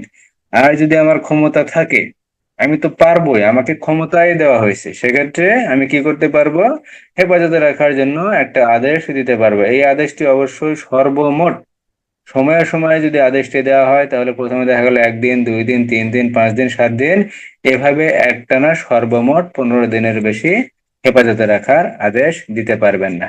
কে দিতে পারবেন, কে দিতে পারবেন, যে ম্যাজিস্ট্রেট ক্ষমতা সম্পন্ন, অর্থাৎ ওই অপরাধের বিচার আমলে নিতে পারবেন এবং ওই অপরাধটি বিচার করতে পারবেন। এরূপ অপরাধের ক্ষেত্রে বা এরূপ অপরাধের ক্ষেত্রে ক্ষমতা সম্পন্ন ম্যাজিস্ট্রেট ওই হেফাজতে রাখার জন্য নির্দেশ দিতে পারবেন। 15 দিনের পর যদি হেফাজতে রাখার প্রয়োজন হয়, সেক্ষেত্রে তিনি ক্ষমতা সম্পন্ন ম্যাজিস্ট্রেট বরাবর আসামিকে প্রেরণ করবেন। ধারা 167(2). ধারা 167(3). আসামিকে পুলিশ হেফাজতে রাখার নির্দেশ প্রদানকারী ম্যাজিস্ট্রেট হেফাজতের কারণ লিপিবদ্ধ করবেন। অর্থাৎ ম্যাজিস্ট্রেট 167 ম্যাজিস্ট্রেটের কাছে আসামিকে প্রেরণ করতে হবে তথ্যের নকল সহ বা অপরাধের তথ্যের যে থাকবে, অপরাধের তথ্যের নকল সহ বা অভিযোগের নকল সহ আসামিকে ম্যাজিস্ট্রেট বরাবর প্রেরণ করতে হবে। ম্যাজিস্ট্রেট অপরাধের বিষয়টি জানার জন্য কি করবেন, পুলিশ অফিসারের কাছে হেফাজতে রাখার জন্য নির্দেশ দেবেন। সময়ে সময়ে এই নির্দেশনা সর্বমোট 15 দিনের অধিক হবে না, তবে ক্ষমতা সম্পন্ন ম্যাজিস্ট্রেট এই 15 দিনের বেশি সময়ও হেফাজতে রাখার নির্দেশ দিতে পারেন যদি প্রয়োজন মনে হয়, যদি প্রয়োজন মনে হয় সেক্ষেত্রে পারেন। তিনি বলা হয়েছে, ম্যাজিস্ট্রেট যে এই যে হেফাজতের আদেশটা দেবেন, ম্যাজিস্ট্রেট এখানে হেফাজতের যে আদেশটা দেবেন, অবশ্যই আদেশ দেওয়ার ক্ষেত্রে কি কারণে দেবেন, যে অপরাধের সঠিক তথ্য উদ্ঘাটন করার জন্য বা অপরাধের সাথে সংশ্লিষ্ট যে ব্যক্তি আছে তাদেরকে খুঁজে বের করার জন্য, তাদের থেকে তথ্য নেওয়ার জন্য, এই সকল বিষয়ে কি কারণে দেবেন, সেই কারণটি ম্যাজিস্ট্রেট অবশ্যই লিপিবদ্ধ করবেন। ধারা 167(3). ধারা 167(3)। অর্থাৎ আমি একটা কাজ করব, কাজটা কি কারণে করব সেই জিনিসটা অবশ্যই খোলাসা করা দরকার, জানা দরকার, সবাই যেন জানতে পারে। আর এখানে যেহেতু বিচারের বিষয়টা বলা হয়েছে, যেহেতু ন্যায় বিচার প্রাপ্য, এখানে বাদীও ন্যায় বিচার প্রাপ্য, অপরাধী যে অপরাধের যে ব্যক্তি অপরাধ করছে সে ব্যক্তির অপরাধ অনুযায়ী যেন সে সাজা ভোগ করে, বা কোনো ব্যক্তি যদি অপরাধ ছাড়াই যদি গ্রেপ্তার হয়, ঠিক আছে, অপরাধ করে নাই কিন্তু গ্রেপ্তার হয়েছে, এখন দেখা গেল তাকে হেফাজতে রাখা যদি হয়, তাকে যদি হেফাজতে রাখা হয়, জিজ্ঞাসাবাদ করা হয় অথবা তাকে যদি কারাদণ্ড দেওয়া হয়, তাহলে তো ভুল হবে, অন্যায় হবে। সেই ক্ষেত্রে কি করা যেতে পারে, এই অপরাধের বিষয় বিস্তারিত জানার জন্য, তথ্য নেওয়ার জন্য ওই অপরাধী ব্যক্তি যাকেই গ্রেপ্তার করা হোক না কেন তাকে জিজ্ঞাসাবাদ করা যেতে পারে। তাকে জিজ্ঞাসাবাদ করে সে যদি জানে, অপরাধ সম্পর্কে সে যদি জানে বা অবগত থাকে, তাহলে তার কাছে থেকে তথ্য পাওয়া যেতে পারে। এই তথ্য পাওয়ার জন্য জিজ্ঞাসাবাদটা করা যেতে পারে। ধারা 167। ধারা 167। তো ধারা 167(3) বলা হয়েছে, ম্যাজিস্ট্রেট যদি হেফাজতে রাখার নির্দেশ দেয়, তাহলে কি কারণে এই নির্দেশনা দেবেন সে বিষয়টি তিনি অবশ্যই লিপিবদ্ধ করবেন, বা সেই কারণটি অবশ্যই তিনি লিপিবদ্ধ করবেন। ধারা 167(3). ধারা 167(3). ধারা 167(4). ধারা 167(4).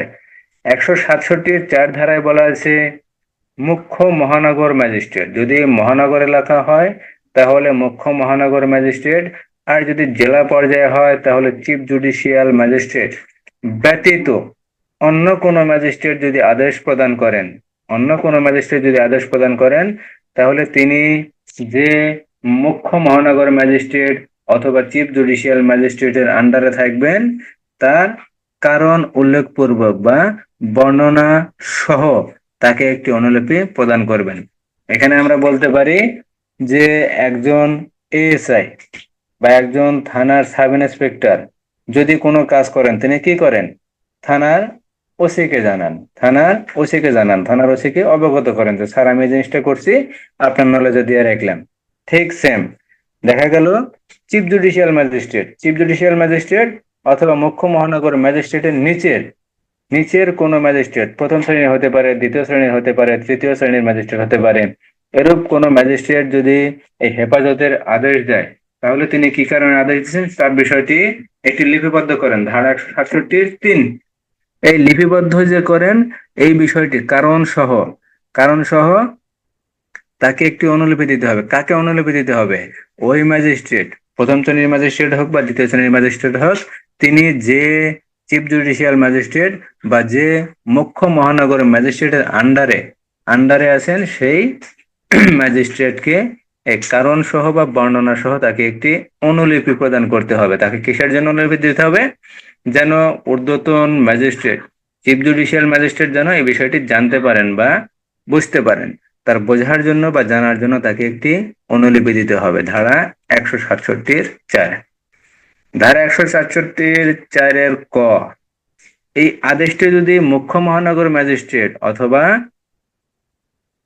মুখ্য জুডিশিয়াল ম্যাজিস্ট্রেট এই আদেশ প্রদান করেন তাহলে তিনি কি করবেন? তিনি মহানগর দায়রা জজ অথবা জেলায় যদি হয় জেলা দায়রা জজের অধীন কারণ বর্ণনা সহ তাকে একটি অনুলিপি প্রদান করবেন। তাহলে চিফ জুডিশিয়াল ম্যাজিস্ট্রেটের যদি অধস্তন হয় তাহলে সেই অধস্তন ম্যাজিস্ট্রেট কি করবেন? কারণ উল্লেখপূর্বক একটি অনুলিপি চিফ জুডিশিয়াল ম্যাজিস্ট্রেট বরাবর প্রেরণ করবেন। আর যদি চিফ জুডিশিয়াল ম্যাজিস্ট্রেট এই আদেশটি দেয় তাহলে তার যে ঊর্ধ্বতন যে ম্যাজিস্ট্রেট আছেন দায়রা জজ, তাকে এই বিষয়ে একটি অনুলিপি দিতে হবে। ধারা 167(4) ক। ধারা 167(4) ক। ধারা 167(5) ধারা 167(5) বলা হয়েছে অপরাধ অনুষ্ঠিত হওয়ার তারিখ, অপরাধ যে তারিখে হয়েছে সেই তারিখ অথবা ম্যাজিস্ট্রেট কর্তৃক আদেশ প্রাপ্তির তারিখ হতে 120 দিনের মধ্যে তদন্ত সমাপ্ত করতে না পারলে দুইটি ব্যবস্থা পালন করা যায়। 167 ধারায় প্রথম বলা হয়েছিল যদি 24 ঘন্টার ভিতরে তদন্ত সম্পন্ন করা না যায় সেক্ষেত্রে করণীয় কি। আর 167 ধারার 5 উপধারায় বলা হয়েছে ম্যাজিস্ট্রেট কর্তৃক আদেশ প্রাপ্তি অথবা মামলার বা অভিযোগের তথ্য যেদিন প্রাপ্ত হয়েছে থানায় সেই তথ্য প্রাপ্তি অথবা ম্যাজিস্ট্রেট কর্তৃক আদেশ প্রাপ্তির তারিখ হতে যদি 120 দিনের মধ্যে অর্থাৎ 120 দিনের মধ্যে তদন্ত সমাপ্ত করা না যায় সেক্ষেত্রে কি করতে হবে বা করণীয় কি। সেক্ষেত্রে দুইটি বিষয় করণীয়। ক, 167(5) ক। কতে বলা হয়েছে ক্ষমতাপ্রাপ্ত ম্যাজিস্ট্রেট যে ক্ষেত্রে তদন্তাধীন অপরাধী মৃত্যুদণ্ড বা যাবজ্জীবন কারাদণ্ড বা 10 বছরের অধিক কারাদণ্ড না হলে আসামিকে জামিনে মুক্তি প্রদান করবেন।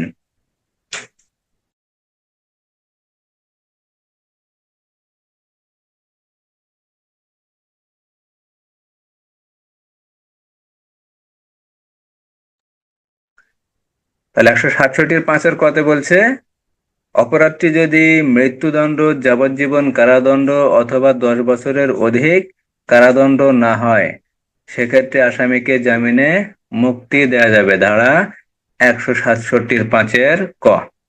তাহলে ধারা 167(5) মূল বিষয়টি হলো অপরাধটি যেদিন থানায় তথ্য গেছে বা অপরাধের অভিযোগ গেছে বা অপরাধের সংবাদটি যেদিন থানায় গেছে সেই তারিখ হতে অথবা আদালত যদি আদেশ দেয় অপরাধের তদন্ত করার জন্য যদি আদেশ দেয়, সেই আদেশ প্রাপ্তির তারিখ হতে 120 দিনের মধ্যে যদি তদন্ত সমাপ্ত করা না যায়, তাহলে কি করতে হবে? দুইটি ব্যবস্থা গ্রহণ করতে হবে। ধারা 167(5) ক, 5 কতে বলা হয়েছে অপরাধটির অপরাধটি যদি মৃত্যুদণ্ড, যাবজ্জীবন কারাদণ্ড অথবা 10 বছরের অধিক, 10 বছরের অধিক বলতে 11-12 বছর, 13-14 বছর বা তার বেশি কারাদণ্ড না হয়, সেক্ষেত্রে আসামিকে জামিনে মুক্তি দিতে হবে। ধারা 167(5) ক। ধারা 167(5) খতে বলা হয়েছে দায়রা আদালত যে ক্ষেত্রে তদন্তাধীন অপরাধী মৃত্যুদণ্ড বা যাবজ্জীবন কারাদণ্ড বা 10 বছরের অধিক কারাদণ্ড হলেও আসামিকে জামিনে মুক্তি দিতে পারবেন, তবে শর্ত থাকে যে ক্ষমতাপ্রাপ্ত ম্যাজিস্ট্রেট বা দায়রা আদালত জামিনে মুক্তি প্রদান না করলে কারণ বর্ণনা করতে বাধ্য থাকবেন। ধারা 167(5) খ। তাহলে 5 কতে বলা হয়েছে অপরাধটি যদি মৃত্যুদণ্ড, যাবজ্জীবন কারাদণ্ড অথবা 10 বছরের অধিক কারাদণ্ড না হয়, সেক্ষেত্রে আসামিকে জামিনে মুক্তি প্রদান করা যাবে। আর খতে বলা হয়েছে অপরাধটি যদি যাবজ্জীবন কারাদণ্ড, মৃত্যুদণ্ড অথবা 10 বছরের অধিক কারাদণ্ড হয়, সেক্ষেত্রে আসামিকে জামিনে মুক্তি প্রদান করা যাবে।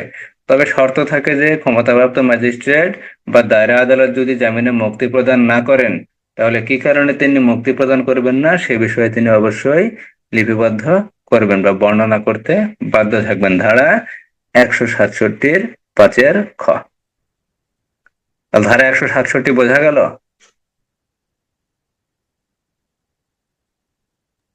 স্যার, তিনে যে কারণ লিপিবদ্ধ করবো, এটা স্যার কি মানে জিজ্ঞাসাবাদ করার পরে কারণ দিব না আগে এটা করবো এটা কেমনে কি? এটা আগেই ম্যাজিস্ট্রেট যখন হেফাজতে নেওয়ার জন্য আদেশ দেবেন, ঠিক আছে, পুলিশ অফিসার কি করবেন? হেফাজতে নেওয়ার জন্য একটি আবেদন করবেন, ঠিক আছে, যে রিমান্ডের আবেদন করে না, হুম। রিমান্ডের আবেদন করবেন। আবেদন করলে কি করবেন? সেই আবেদন বিবেচনা করে আদালত বা ম্যাজিস্ট্রেট যদি রিমান্ড মঞ্জুর করে 7 দিন, 2 দিন, 1 দিন, 5 দিন বা হেফাজতে নেওয়ার যদি আদেশ দেয়, তাহলে কি কারণে দেবেন? অবশ্যই তথ্য পাওয়ার জন্য, সঠিক তথ্য পাওয়ার জন্য, অপরাধের তথ্য উদ্ঘাটন করার জন্য, পরবর্তী অপরাধীদের গ্রেফতার করার জন্য, ঠিক আছে। ম্যাজিস্ট্রেট যেটা ভালো মনে করবেন যে এই কারণে তাকে 3 দিনের জন্য রিমান্ড মঞ্জুর করা হলো বা তাকে পুলিশ হেফাজতে রাখার জন্য নির্দেশনা দেওয়া গেল, ঠিক আছে। যখন আদেশটি দেবেন, সেই আদেশে ওই কারণটি উল্লেখ করেই আদেশটি দেবেন। কথা বোঝা গেছে? জি স্যার, আমি বুঝতে পারছি। হ্যাঁ, আদেশটি যখন দেবেন, আদেশটি দেওয়ার আগেই মনে করেন যে কথাটি উল্লেখ করতে হবে যে এই মর্মে আপনাকে আদেশ দেওয়া হলো বা হেফাজতে নেওয়ার জন্য নির্দেশ দেওয়া গেল। কথা বুঝতে পারছেন?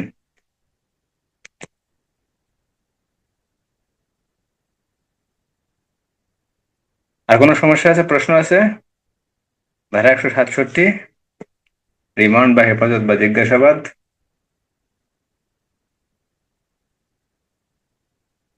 না স্যার, আর প্রশ্ন নাই। তাহলে 167-র বিষয় হলো দুইটি।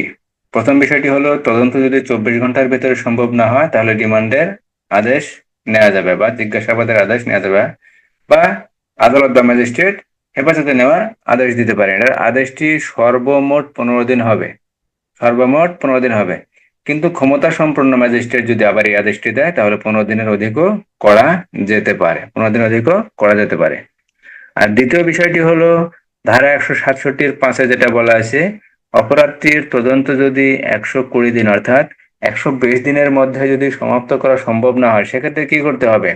অপরাধী যদি গ্রেপ্তার থাকে, তাকে তো বছরের পর বছর আটক রাখা যাবে না। বছরের পর বছর যদি আবার আটক রাখেন, তখন করণীয় কি? ওই যে 35-এর ক ধারায় বলা আছে ফৌজদারি কার্যবিধি আইনের, আসামি যদি পূর্বেই জেল হাজতে আটক থাকেন, তাহলে হাজতবাসকাল বাদ দিতে হবে। কথা বোঝা গেছে? এখন এই যে অপরাধের তদন্ত করতেছেন, তদন্তের ক্ষেত্রে আপনি 3 বছর লাগাইলেন, মনে করেন একটা বিষয় তদন্ত করতেছেন, আপনার 3 বছর লেগে গেল, এখন আসামি তো কারাগারে আটক 3 বছর, আপনি যখন আবার রায় দিলেন, তখন রায় দিলেন মনে করেন যে 7 বছর, তখন কি করবে আসামি? কি ওই 3 বছর পরবর্তী 7 বছর 10 বছর ভোগ করবে? আগে তো 3 বছর অলরেডি ভোগ করে ফেলাইছে। তখন ওই 35-এর ক ধারা অনুযায়ী হাজতবাসকাল দণ্ড হতে, দণ্ডের রায় হতে বা দণ্ডের আদেশ হতে হাজতবাসকাল বাদ দিতে হবে। আগে যদি 3 বছর ভোগ করে, পরে যদি আদেশ 7 বছর হয়, তাহলে পরবর্তী সময়ে তাই 4 বছর, সর্বোচ্চ 4 বছর দণ্ড ভোগ করবেন। আর পূর্বেই ভোগ করছে মনে করেন যে 7 বছর, পরবর্তীতে আদেশ হয়েছে কি 3 বছর, এখন তো মনে করেন যে তার ক্ষতি হয়ে গেল 7 বছর। সেই ক্ষেত্রে কি করবেন? তৎক্ষণাৎ ওই ব্যক্তিকে বা অপরাধীকে ছেড়ে দিতে হবে, যদি অন্য কোনো অপরাধে বা অন্য কোনো মামলায় বা অন্য কোনো অভিযোগে যদি আটক রাখার প্রয়োজন না হয়। এক্ষেত্রে যদি ওর অর্থদণ্ড প্রদান করা হয়, সে অর্থদণ্ড মওকুফ করে দিতে হবে, কারণ সে অলরেডি অতিরিক্ত অতিরিক্ত হাজতবাসকাল করে ফেলছে। ঠিক আছে? ধারা 35-এর ক মনে আছে? মনে আছে স্যার? ধারা 168, আমি যা কিছুই করি না কেন আমার রিজার্ভের আরো অফিসারকে, আরো আই স্যারকে জানাইতে হবে। আপনি যে ইউনিটেই কাজ করেন না কেন, সেটা থানা হোক ফাঁড়ি হোক, আপনি যা কিছু করবেন সেটা অবশ্যই আপনার থানা বা ফাঁড়ির যে ইনচার্জ থাকবেন, ইন্সপেক্টর অথবা ওসি স্যার বা থানার ভারপ্রাপ্ত কর্মকর্তা বা থানার অফিসার ইনচার্জ, তাকে বিষয়টি জানাইতে হবে। ধারা 168। অধস্তন পুলিশ অফিসার কর্তৃক তদন্তের রিপোর্ট প্রেরণ। অধস্তন পুলিশ অফিসার কোনো মামলার তদন্ত করলে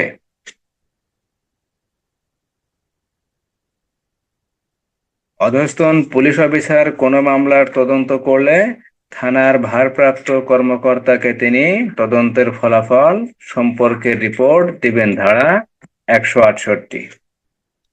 আপনি যে তদন্ত কার্যক্রম সম্পন্ন করবেন, সেই তদন্ত সম্পর্কে শুধু থানার ভারপ্রাপ্ত কর্মকর্তা, শুধু থানার ভারপ্রাপ্ত কর্মকর্তা না, থানার ভারপ্রাপ্ত কর্মকর্তা, সার্কেল এসপি থাকবেন বা অ্যাডিশনাল এসপি যাই থাকবেন না কেন, তার ঊর্ধ্বতন অফিসার যেমন আলফা 2 আলফা 3 থাকবেন, তারপরে এসপি স্যার থাকবেন, এই বিষয়ে এই সকল অফিসার স্যারদেরকে জানাইতে হবে। এই সকল স্যারদেরকে জানাইতে হবে। আর 168 ধারায় যে মূল বিষয়টি হলো, আপনি যখন কোনো অপরাধের তদন্ত করবেন, সেই তদন্তর ফলাফলের অগ্রগতি বা তদন্তের ফলাফল সম্পর্কে রিপোর্ট তাকে প্রেরণ করবেন, থানার ভারপ্রাপ্ত কর্মকর্তাকে বা থানার অফিসার ইনচার্জকে আপনি সময়ে সময়ে রিপোর্ট প্রেরণ করবেন। ধারা 168। ধারা 168। ধারা 169, সাক্ষ্য প্রমাণ অপর্যাপ্ত হলে অভিযুক্ত ব্যক্তিকে মুক্তি প্রদান। এখন আপনি একটা মামলার বিষয়ে তদন্ত করতেছেন, তদন্ত করার ক্ষেত্রে সাক্ষ্য প্রমাণ পাইতেছেন না, সেক্ষেত্রে কি করবেন? ওই ব্যক্তিকে, অভিযুক্ত ব্যক্তিকে আপনি মুক্তি প্রদান করতে পারবেন। ধারা 169, থানার ভারপ্রাপ্ত কর্মকর্তা বা মামলা তদন্তকারী পুলিশ কর্মকর্তার নিকট যদি প্রতীয়মান হয় যে, বা সে বিশ্বাস করে যে, বা যুক্তিসঙ্গত কোনো কারণ থাকে যে, বা কোনো মতামত সে যদি পায় বা যুক্তিসঙ্গত কোনো কারণ যদি পায় যে আসামিকে আদালতে প্রেরণ করার জন্য পর্যাপ্ত সাক্ষ্য প্রমাণ নাই বা সন্দেহের যুক্তিসঙ্গত কোনো কারণ নাই, তাহলে জামিনদার সহ বা জামিনদার ব্যতীত মুচলেকা সম্পাদন করে আসামিকে মুক্তি দেয়া যাবে। যদি কখনো প্রয়োজন হয়, তাহলে আসামি কর্তৃক সম্পাদিত মুচলেকা ক্ষমতা সম্পন্ন ম্যাজিস্ট্রেটের নিকট হাজির হতে বাধ্য থাকবে। অর্থাৎ 169 ধারায় বলা হয়েছে, থানার ভারপ্রাপ্ত কর্মকর্তা অথবা মামলা তদন্তকারী কর্মকর্তা যদি মনে করেন আসামিকে আদালতে হাজির করার জন্য বা প্রেরণ করার জন্য, বিচারের স্বার্থে প্রেরণ করার জন্য পর্যাপ্ত সাক্ষ্য প্রমাণ নাই, অর্থাৎ অপরাধ সংগঠিত হয়েছে সে বিষয়ে কোনো সাক্ষ্য প্রমাণ নাই, কোনো কিছুই পাওয়া যায় নাই, বা সন্দেহের যুক্তিসঙ্গত কোনো কারণ নাই, অপরাধটি যে আসলে সংঘটিত হয়েছে সে বিষয়ে যুক্তিসঙ্গত কোনো সন্দেহ করা যায় না, বা কোনো কিছু পাওয়া যায় না, কোনো কিছু বিশ্বাসও করা যায় না যে অপরাধটি আসলে সংঘটিত হয়েছে, সেক্ষেত্রে কি করা যেতে পারে? ওই ব্যক্তির নিকট থেকে জামিনদার সহ অথবা জামিনদার ব্যতীত মুচলেকা সম্পাদন করে জামিনে মুক্তি প্রদান করা যেতে পারে। আর এখানে যে মুচলেকা সম্পাদন করা হবে, একজন অপরাধীর নিকট থেকে যখনই কোনো মুচলেকা সম্পাদন করা হবে, সেই মুচলেকা কি করবে? ওই অপরাধী ব্যক্তিকে আদালতে বা ম্যাজিস্ট্রেটের নিকট হাজির হওয়ার জন্য সবসময় বাধ্য রাখবে। ধারা 169। তাহলে ধারা 167, ধারা 168, ধারা 169 বুঝতে কোনো সমস্যা আছে? স্যার ধারা 180 আবার একটু কম নেটের লাগা শুনতে পারি না আমি। 68। 68 ধারার মূল বিষয় হলো, একজন মামলা তদন্তকারী কর্মকর্তা যখন কোনো অপরাধের তদন্ত করবেন, তিনি সময়ে সময়ে থানার ভারপ্রাপ্ত কর্মকর্তাকে তদন্তের ফলাফল সম্পর্কে রিপোর্ট প্রদান করবেন। রিপোর্ট দিবেন যে স্যার আজকে তদন্ত এই পর্যন্ত করা হয়েছে, বা স্যার আজকে তদন্ত এই পর্যন্ত করা হয়েছে, স্যার আজকে এই আসামিকে গ্রেপ্তার করছি, স্যার আজকে আসামি এটা পাই নাই, স্যার এটা করছি, স্যার ওইটা করছি। ঠিক আছে, আপনি তদন্ত সম্পর্কে যা কিছু করবেন না কেন, সেই তদন্তের রিপোর্ট সম্পর্কে থানার ভারপ্রাপ্ত কর্মকর্তাকে জানাইতে হবে। থানার ভারপ্রাপ্ত কর্মকর্তাকে তদন্তের অগ্রগতি সম্পর্কে জানাইতে হবে। কতদূর গেছেন আপনি তদন্ত করে, কতটুক আছে, আর কতটুক গেলে ভালো হবে, কতটুক গেলে তদন্ত সম্পূর্ণ হবে, এই সকল বিষয় থানার ভারপ্রাপ্ত কর্মকর্তাকে বা থানার ইনচার্জকে অবহিত করতে হবে বা অবগত করতে হবে। ধারা 168। আপনি কোনো কিছু যখন করবেন তখন তো অবশ্যই থানার ভারপ্রাপ্ত কর্মকর্তাকে জানাইতে হবে, নাকি?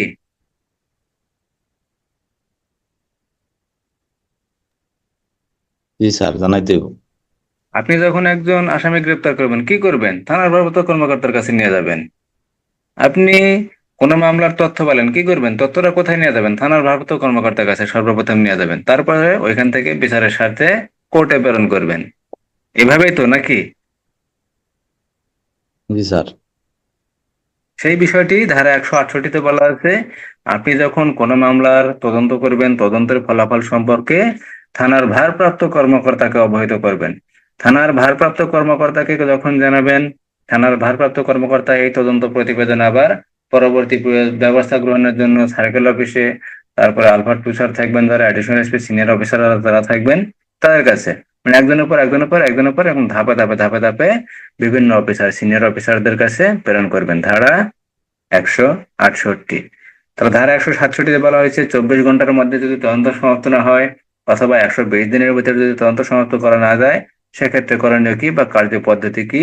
ধারা 168-তে বলা হয়েছে, অধস্তন পুলিশ অফিসার যখন কোনো অপরাধের বিষয়ে তদন্ত করবেন, সেই তদন্তের ফলাফল সম্পর্কে থানার ভারপ্রাপ্ত কর্মকর্তাকে অবহিত করবেন। ধারা 169-এ বলা হয়েছে, সাক্ষ্য প্রমাণ যদি অপর্যাপ্ত হয়, অর্থাৎ কোনো অপরাধের সাক্ষ্য প্রমাণ যদি খুঁজে পাওয়া না যায়, সেক্ষেত্রে ওই অপরাধী ব্যক্তিকে জামিনে মুক্তি প্রদান করা যাবে। এক্ষেত্রে জামিনে মুক্তি প্রদান করার ক্ষেত্রে অবশ্যই ওই অপরাধী ব্যক্তির নিকট থেকে মুচলেকা সম্পাদন করতে হবে। এই মুচলেকা সম্পাদনের ক্ষেত্রে অবশ্যই জামিনদার সহ অথবা জামিনদার ব্যতীত মুচলেকা সম্পাদন করা যাবে। ধারা 169। যখনই কোনো ব্যক্তির নিকট থেকে মুচলেকা সম্পাদন করা হয়, সেই মুচলেকা ওই অপরাধী ব্যক্তিকে আদালতে হাজির হওয়ার জন্য বাধ্য রাখবে। ধারা 169। ধারা 170। ধারা 170। 169 ধারায় পড়ছিলাম, সাক্ষ্য প্রমাণ যদি পাওয়া না যায় বা অপর্যাপ্ত যদি হয়, সেক্ষেত্রে জামিনে মুক্তি প্রদান করা যাবে।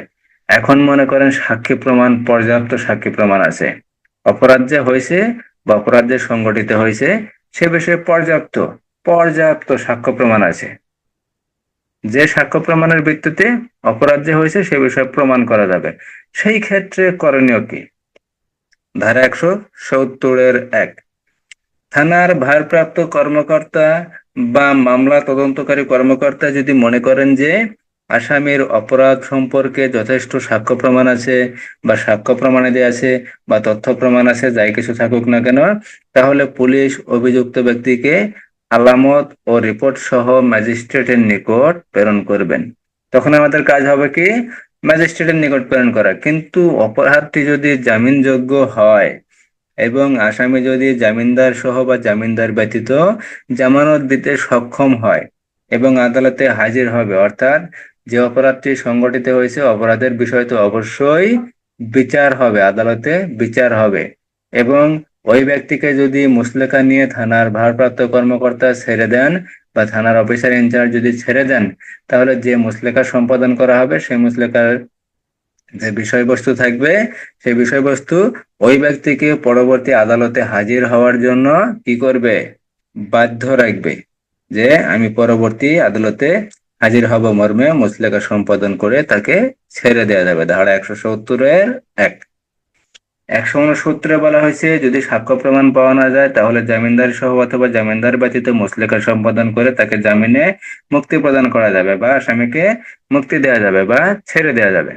170-এ যাকে বলা হয়েছে যদি সাক্ষ্য প্রমাণ পর্যাপ্ত হয় সেক্ষেত্রে অপরাধী ব্যক্তিকে বিচারের স্বার্থে বা ন্যায় বিচারের স্বার্থে তথ্য প্রমাণ সহ আদালতের নিকট বা ম্যাজিস্ট্রেটের নিকট অপরাধীকে প্রেরণ করতে হবে। কি প্রেরণ করতে হবে?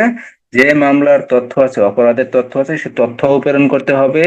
সেই তথ্যের সাথে সাথে অপরাধীকে বিচারের স্বার্থে আদালতে প্রেরণ করতে হবে। ধারা 170-এর 1। কিন্তু অপরাধটি যদি জামিনযোগ্য হয়, এবং আসামি যদি জামিনদার সহ অথবা জামিনদার ব্যতীত মুচলেকা সম্পাদন করতে রাজি হয় বা সক্ষম থাকে, সেই ক্ষেত্রে জামিনদার সহ অথবা জামিনদার ব্যতীত মুচলেকা সম্পাদন করে ওই ব্যক্তিকে ছেড়ে দেওয়া যাবে। কিন্তু এই যে জামিনদার সহ অথবা জামিনদার ব্যতীত যে মুচলেকা সম্পাদন করা হবে, ওই ব্যক্তি আদালতে হাজির হবে মর্মে, ওই ব্যক্তি আদালতে হাজির হবে, যদি কখনো ডাকা হয় তাহলে সেই দিন তারিখ ও সময় ওই ব্যক্তি আদালতে হাজির হবে, এই মর্মে সে মুচলেকা সম্পাদন করলে তাকে ছেড়ে দেওয়া যাবে। ধারা 170-এর 1। ধারা 170-এর 2। অপরাধ সংশ্লিষ্ট কোনো অস্ত্র বা দ্রব্য ম্যাজিস্ট্রেটের নিকট প্রেরণ করবেন। ম্যাজিস্ট্রেটের নিকট হাজির হওয়ার জন্য মামলার বাদী ও সাক্ষীগণের নিকট হতে মুচলেকা সম্পাদন করা যাবে। ধারা 170-এর 2। ধারা 170-এর 1-এ বলা হয়েছে আসামির নিকট থেকে মুচলেকা সম্পাদন করতে হবে। 170-এর 2-এ বলা হয়েছে অপরাধ সংশ্লিষ্ট যে কোনো তথ্যই পাওয়া যাক না কেন বা যা কিছুই পাওয়া যাক না কেন তা ম্যাজিস্ট্রেটের নিকট প্রেরণ করতে হবে। আর ম্যাজিস্ট্রেটের নিকট হাজির হওয়ার জন্য মামলার যে বাদী থাকবে বা সাক্ষী থাকবে, এই সাক্ষীদের কাছেও মুচলেকা সম্পাদন করা যাবে। ধারা 170-এর 2। ধারা 170-এর 5। মুচলেকার একটি অনুলিপি বাদী বা সাক্ষীদের দিতে হবে এবং মূল কপি রিপোর্টের সাথে ম্যাজিস্ট্রেটের নিকট প্রেরণ করতে হবে। ধারা 170-এর 5। তাহলে ধারা 167 থেকে ধারা 170 দেখতে পাওয়ার কোনো সমস্যা আছে বা কোনো বিষয়ে কোনো প্রশ্ন আছে?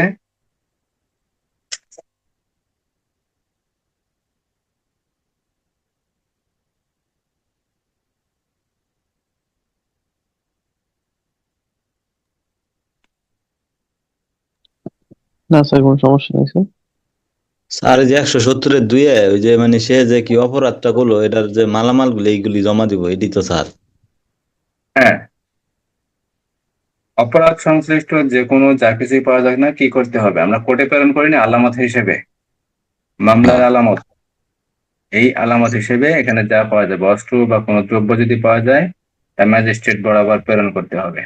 আর এখানে বিস্তারিত ভাবে বলা আছে, এখানে যে মামলার যে বাদী থাকবে বা সাক্ষী থাকবে তার নিকট থেকে মুচলেকা সম্পাদন করা যাবে পরবর্তী সময়ে নির্দিষ্ট দিন তারিখ সময়ে আদালতে হাজির হওয়ার জন্য যে মুচলেকা তাদেরকে বাধ্য রাখবে। ধারা 170-এর 2। আর 5-এ বলা হয়েছে মুচলেকা যে থাকবে এই মুচলেকার একটি অনুলিপি, মুচলেকা এখানে কে গ্রহণ করবেন? থানার ভারপ্রাপ্ত কর্মকর্তা। কেন গ্রহণ করবেন? আসামিকে ছেড়ে দেওয়ার জন্য, ঠিক আছে। সেক্ষেত্রে যে মুচলেকা সম্পাদন করা হবে এই মুচলেকার একটি কপি বা একটি অনুলিপি ওই বাদীকে দিতে হবে বা সাক্ষীকে দিতে হবে, এবং মূল যে কপি থাকবে সেই মূল কপিটি রিপোর্টের সাথে, যে রিপোর্টটা থাকবে বা যে তথ্যটা থাকবে সেই তথ্যের সাথে ম্যাজিস্ট্রেট বরাবর প্রেরণ করতে হবে, যেন ম্যাজিস্ট্রেট নিজেও বুঝতে পারেন যে অপরাধী জামিনযোগ্য ছিল অথবা জামিনের অযোগ্যই ছিল, কিন্তু আসামিকে শর্ত সাপেক্ষে জামিনে মুক্তি প্রদান করা হয়েছে। ধারা 170-এর 5। ধারা 169-এর বিষয়টি হলো যদি সাক্ষ্য প্রমাণ পাওয়া না যায় সেক্ষেত্রে জামিনে মুক্তি প্রদান করা যাবে। ধারা 170-এর মূল বিষয় হলো যদি সাক্ষ্য প্রমাণ পাওয়াও যায়, অপরাধটি যদি জামিনযোগ্য হয় তাহলে তাকে ছেড়ে দেওয়া যাবে, ধারা 170। আর সামনের দিকে যাব না, কালকে ইনশাল্লাহ 71, 72, 73, 74, 75, 76 ইনশাল্লাহ শেষ করে দেওয়ার চেষ্টা করবো। যদিও একটু বড় বড় আছে, যতটুকু পারি ইনশাল্লাহ কালকে শেষ করব। আর 1 ধারা থেকে 170 ধারা পর্যন্ত যদি কোনো বিষয়ে কোনো প্রশ্ন থাকে অবশ্যই লেখা রেখে দেবেন, ক্লাসের সময় বলবেন, না হলে গ্রুপে জানিয়ে দেবেন যে কারো কোনো বিষয়ে কোনো প্রশ্ন আছে কিনা, কোনো বিষয় জানার আছে কিনা। ঠিক আছে? যদি কোনো বিষয় জানার থাকে বা কোনো প্রশ্ন থাকে অবশ্যই ইনশাল্লাহ জানাবেন, আমি জানানোর চেষ্টা করব, আপনারা ইনশাল্লাহ জানতে পারবেন। আর এই যে তফসিলের যে বিষয়টা, 8টা তফসিল আছে, আমরা তো শুধু একটা তফসিল করছি, দ্বিতীয় তফসিল নাই। আরো তো তফসিল তফসিল 8টা না, তফসিল হলো মোট 5টা। প্রথম 5টা না? তফসিল আর দ্বিতীয় তফসিল থেকে পঞ্চম তফসিল পর্যন্ত এই 4টা তফসিল কাজে লাগে। এই 4টা তফসিলের ভিতরে আবার দ্বিতীয় তফসিলটা শুধু আমাদের পড়াশোনার ক্ষেত্রে লাগে। দ্বিতীয় তফসিলটা আমাদের পড়াশোনার ক্ষেত্রে লাগে, কারণ দ্বিতীয় তফসিলে মূলত সাধারণত দণ্ডবিধির যে বিভিন্ন অপরাধগুলো আছে, দণ্ডবিধির যে বিভিন্ন অপরাধগুলো আছে, এই অপরাধের বিষয়ে বর্ণনা করা হয়েছে। অপরাধ আছে, অপরাধের ধারা আছে, অপরাধের বিবরণ আছে, অপরাধটি জামিনযোগ্য কিনা, অপরাধটি কি শাস্তিযোগ্য, কি শাস্তি দেওয়া যাবে, অপরাধের আসামির বিষয়ে কথা বলা আছে, তারপরে অপরাধের যে আদালত বিচার করতে পারবে সে বিচারকের কথা বলা আছে, অপরাধটি জামিনযোগ্য কিনা, জামিন দেওয়া যাবে কিনা, এই সকল বিষয় বর্ণনা করা আছে। আচ্ছা, সমস্যা নাই, আমি একটা কপি এই আপনাদের হোয়াটসঅ্যাপ গ্রুপে একটা দিয়ে দেবো, ঠিক আছে? আপনারা দেখলে ইনশাল্লাহ আশা করছি বুঝতে পারবেন, কোনো সমস্যা নাই, যে কি কি বিষয় বলা আছে আর কি কি বিষয় বলা নাই দ্বিতীয় তফসিলটা। আর তৃতীয়, চতুর্থ, পঞ্চম তফসিল এগুলো আমাদের লাগবে না, এগুলো আমাদের বিষয় না, এগুলা ম্যাজিস্ট্রেটের বিষয়। ম্যাজিস্ট্রেটের সাধারণ ক্ষমতা, ম্যাজিস্ট্রেটের বিশেষ ক্ষমতা, এইগুলা বিষয় নিয়ে আলোচনা করা আছে, ঠিক আছে? আমি আপনাদেরকে ওই দ্বিতীয় যে তফসিলটা আছে যেটা সাধারণত লাগে সেই তফসিলটা আমি আপনাদের দিয়ে দেবো নি। আর কোনো প্রশ্ন আছে? না স্যার। যদি না থাকে তাহলে কোনো সমস্যা নেই, ইনশাল্লাহ আমি এখনই দিয়ে দেবো, আপনারা একটু দেখতে পারবেন। আর সবাই ইনশাল্লাহ ভালো থাকেন। কালকে শুক্রবার, বলছি প্রশ্ন করব ইনশাল্লাহ, অবশ্যই অবশ্যই অবশ্যই অবশ্যই এমসিকিউ পরীক্ষার সাথে সাথে ইনশাল্লাহ লিখিত পরীক্ষায় অংশগ্রহণ করার জন্য চেষ্টা করবেন। সবাই ইনশাল্লাহ ভালো থাকেন, আল্লাহ আপনাদের ভালো রাখুক, দোয়া করি। সবাই ইনশাল্লাহ ভালোভাবে পড়াশোনা করেন, ভালো থাকেন। আসসালামু আলাইকুম রহমতুল্লাহ। ওয়ালাইকুম আসসালাম।